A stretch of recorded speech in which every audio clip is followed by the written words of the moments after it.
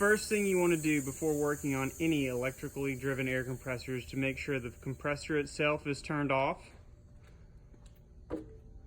the power to the compressor is turned off, and if possible, that the air compressor is unplugged from the power service.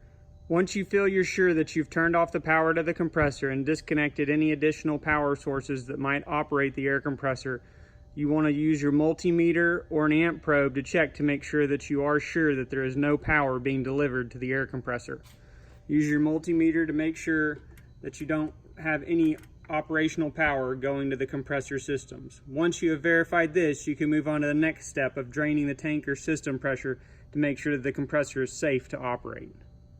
Once you verify that the air compressor is turned off and all electrical power has been disconnected from the air compressor, you want to make sure that you drain the system pressure from the tank of the compressor where you're working with. Make sure that this pressure has been drained down to zero. You can check by checking your tank pressure gauge to make sure that it reads zero.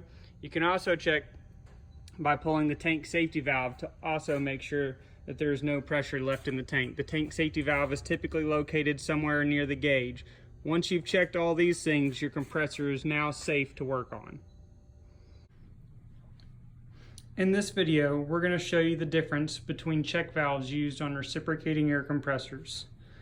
These valves here are all in-tank check valves, meaning that from the threads down, this portion of the body of the check valve is inside the tank or vessel of the air compressor, making sure that the air does not come back up to apply pressure to the compressor pump or discharge line. Some of the valves will have an air signal port, some will not. Some will have an air signal port that is plugged. These valves are inline check valves. Note the arrow on the valve denoting the flow of the air through the valve. On in-tank check valves, the air is always going to flow from the top of the valve down through the bottom into the tank. This valve is a compression style connection valve. This valve is a female pipe thread style connection valve. This valve has a GIC connection with an O-ring seal.